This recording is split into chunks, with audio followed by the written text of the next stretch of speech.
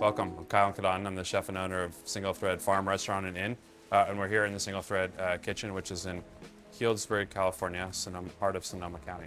Today we're going to do a very simple vegetable dish. It's based on a classic Japanese onigiri. It's a classic Japanese rice ball.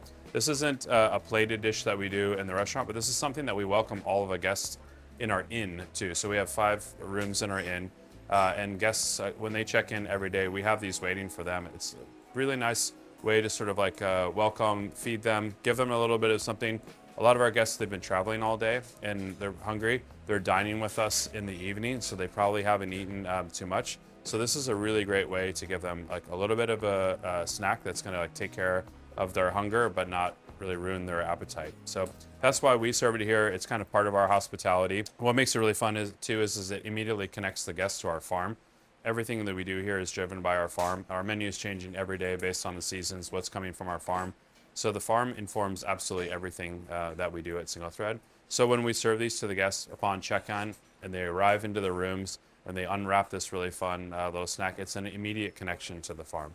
So it's always with vegetables and just vegetables. And it really is to showcase what is in season that day, that moment on the farm. So we're kind of starting to tell that story. The story that we tell at SingleThread is really the story of today, what's happening today. So you really feel that you're in that moment within the season.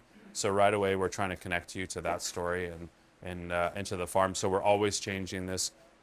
It's very, very flexible. It's why I wanted to show this dish today.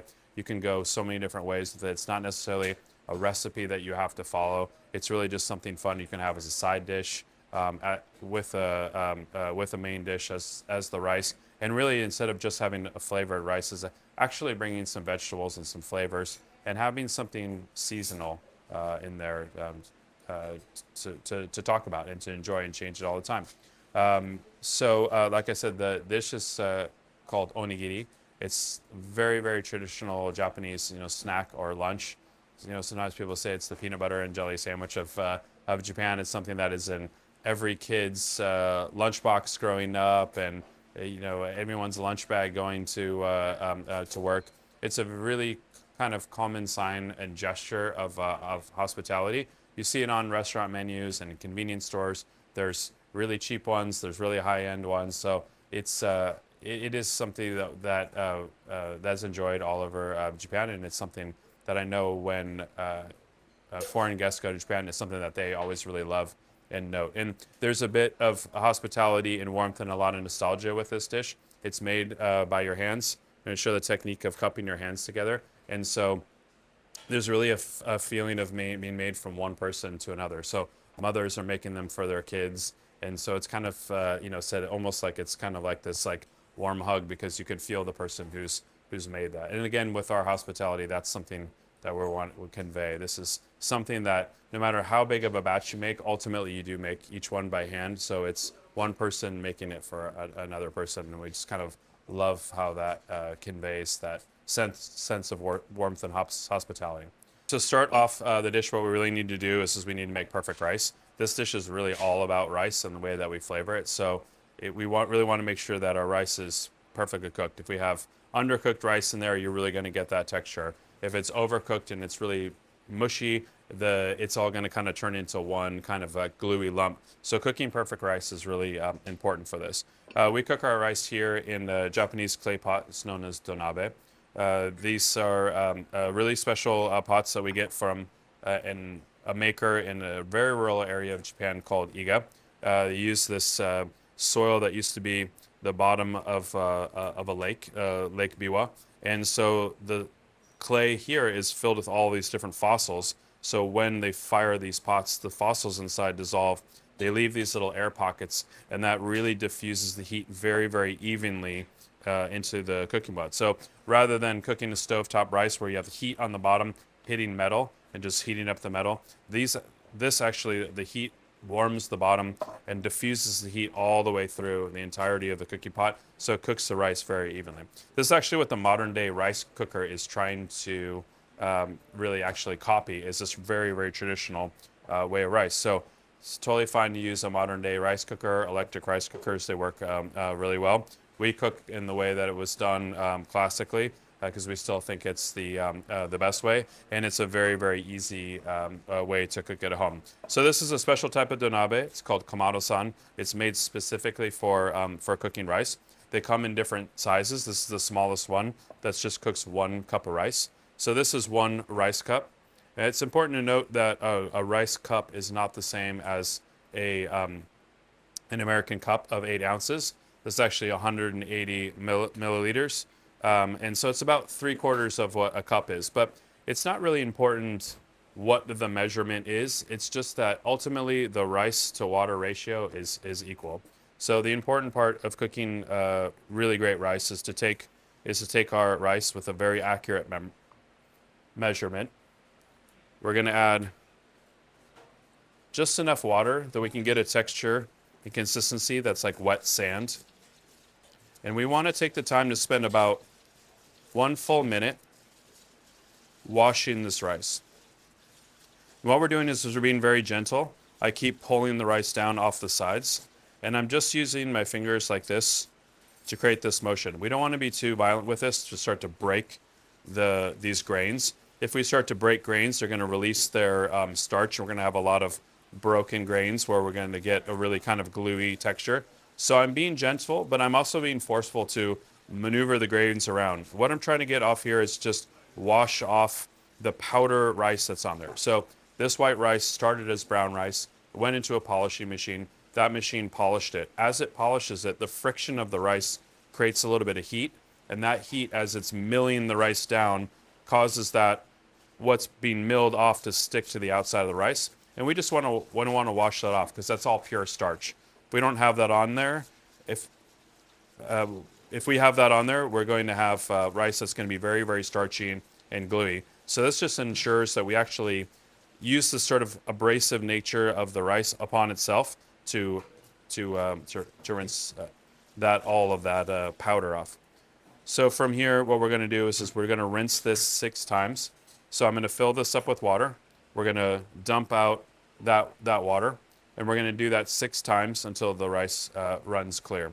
So really, really important that we get that off.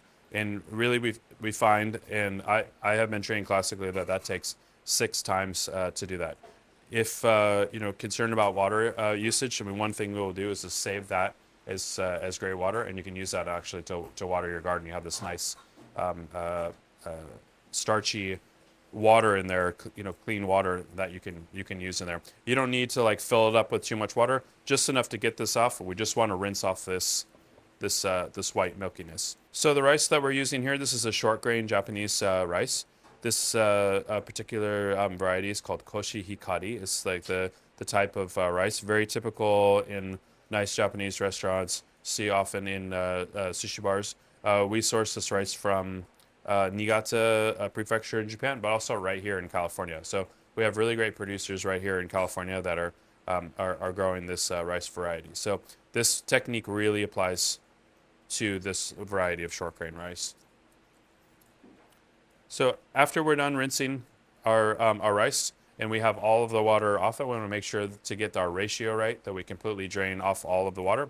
We're going to fill the same measurement that we used to measure the rice. We're going to fill that with water. We're going to add that onto our rice, and then you can proceed with either your rice cooker, or if you're using a donabe, we use these drop lids which contain all of the heat, and this lid here.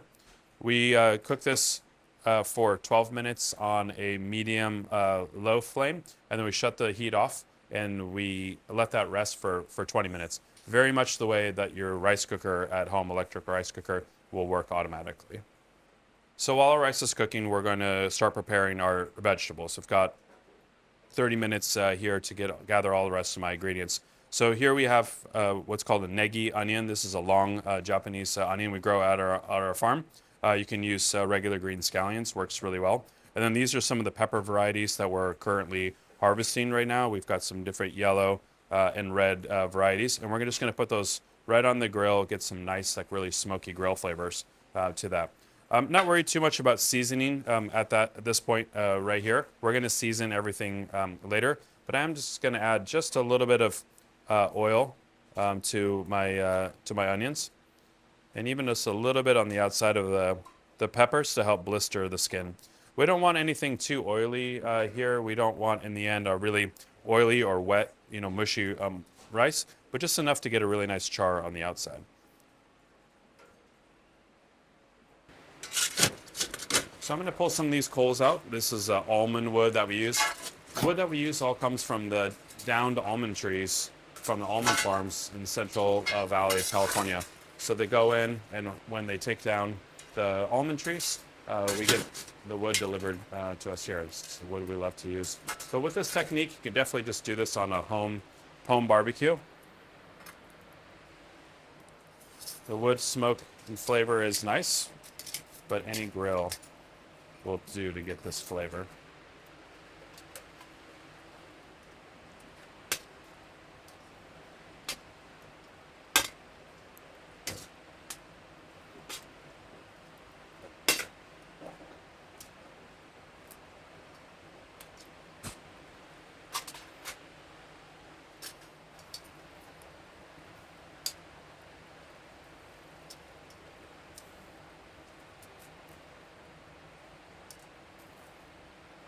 So I pulled our vegetables off of the grill. You see here, I'm getting actually a lot of char on here. What I want, I'm going to be peeling some of that off anyway, so I really do want to get that flavor, that nice caramelized flavor. So these vegetables are all cooked, but what we want to do is actually, all of the heat has come from the outside, and now I want to get a little bit of heat generated from the inside to sort of steam them and soften them up. So what I'm doing next is I'm going to move this into the bowl. They're really, really hot. It's difficult to touch. And I'm going to let them kind of like steam all together. Typically, people put plastic wrap over there to let it steam in there, but for me, there's no reason to waste a little bit of plastic. So I'm just going to take a plate and just kind of create this lid over there. I'm going to give it about 5 minutes and let this steam. All right, so our peppers and onions have steamed inside here. It's going to make the skin really easy to peel. They've also penetrated the heat all the way inside, and it's also now cooled down enough for me to handle. So we're going to start to just take the skin off of that. So that's why that heavy char is no problem on there. We're going to get that char flavor without too much burnt flavor at all. But I like that char flavor in here, and it's really, really nice in the rice. And the steam of the rice really picks up that char flavor really beautifully. So peel off all of our different things. And I'm not even being crazy about it. I'm okay with a little bit of this charred skin getting in there. It's not tough, it's not chewy. It's really flavorful. Yeah, I don't wash these when I'm peeling them because I don't want to wash off the flavor. So I'm really just peeling this off. But if I put them in water, it'll be easy to get the peel off, but I'll wash away a lot of that really great char flavor that I've been developing. Then on the outside of my onion, again, I'm just going to take a little bit of that heavy char. So I've left the outside that oftentimes is removed anyways to pick up that char flavor. That can get a little bit papery. So I'm going to take that off on the inside so I have this really nice, tender, kind of steamed pieces on the inside. Now from here, I'm just going to remove the tops and the seeds.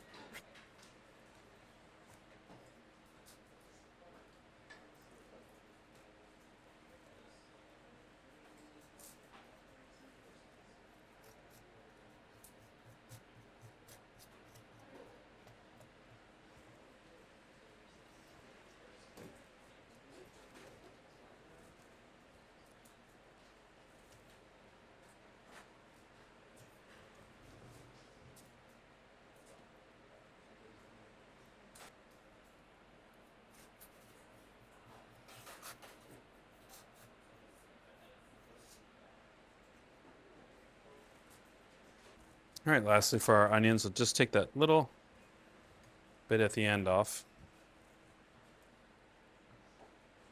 All of this can go into our compost. Actually, our chickens really love the peppers as well. For us, we often feed all of the pepper trim to the chickens, and it gives them really nice orange yolks.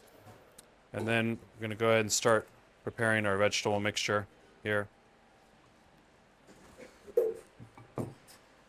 That's going into our rice.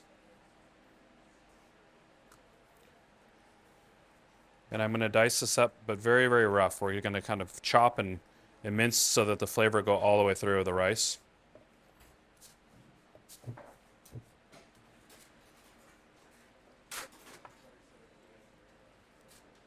And if you see a few seeds get through, I'm not really worried about it.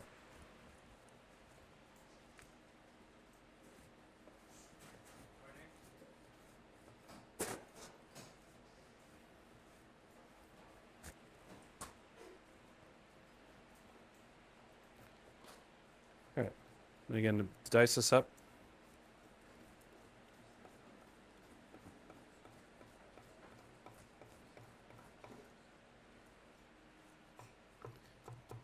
I'm going to give him a bit of a minced.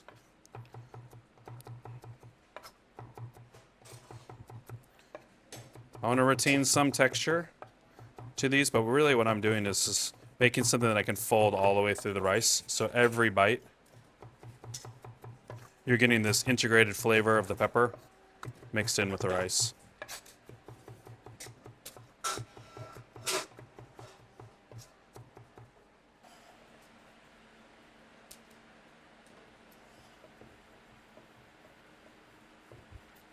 All right, I'm gonna mince these onions down.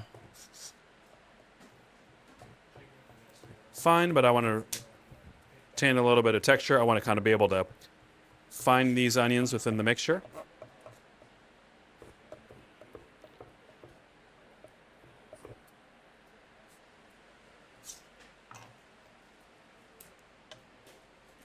Mix these all in.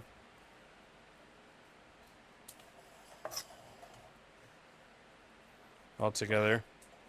You notice I haven't added any salt up until this point at all. So I'm going to season the rice mixture as a whole. Our rice is finished. Here we have our perfectly cooked rice. And I'm just going to begin to break that up a little bit with my rice paddle.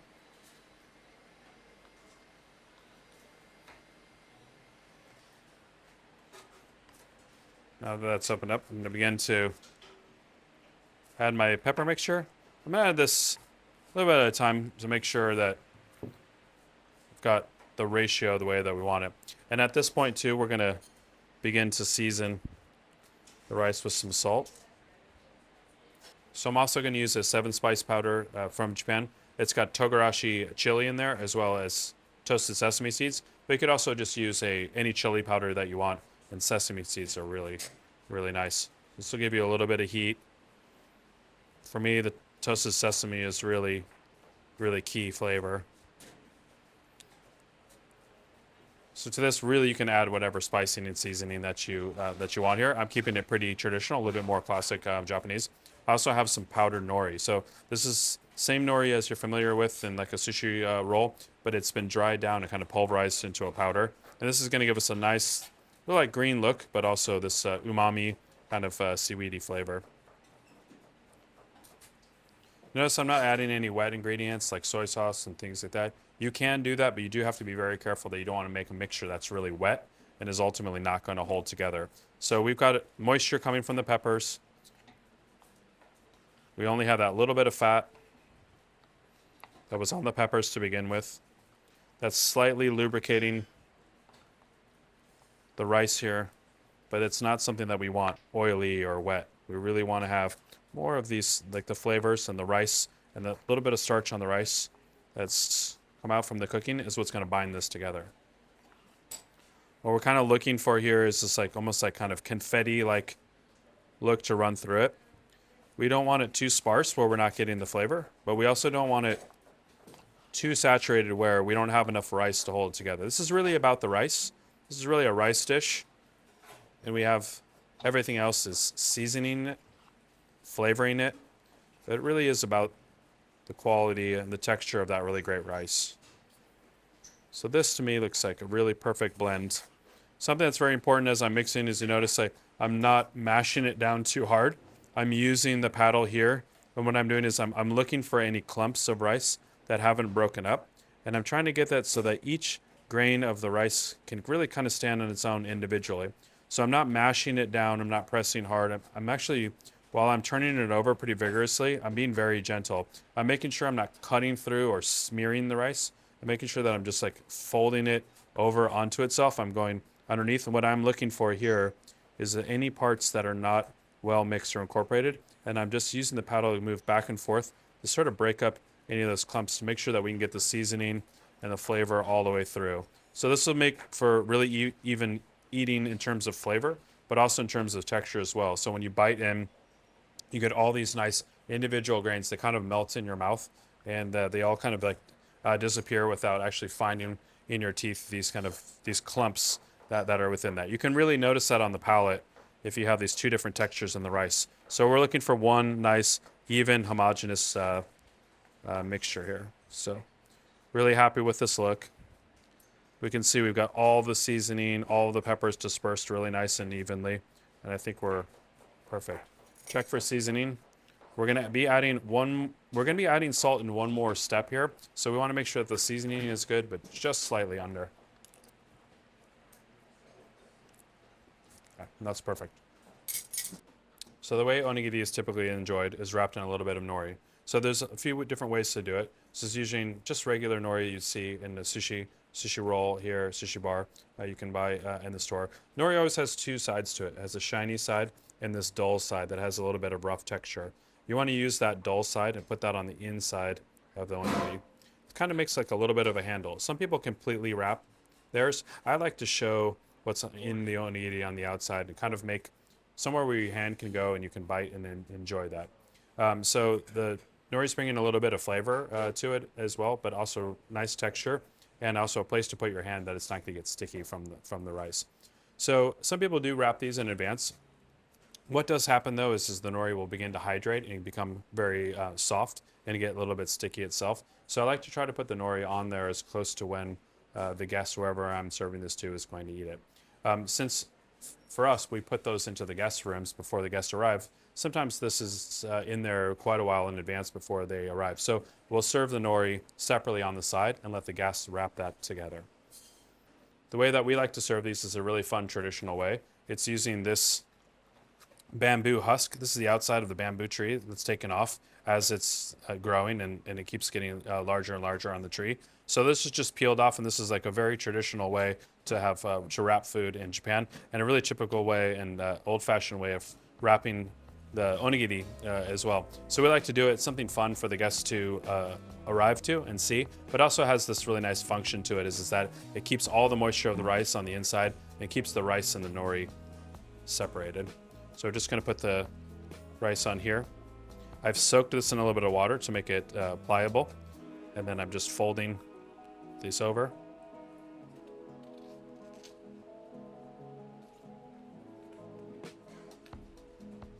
Till I get to this final fold. Give that a bit of a trim.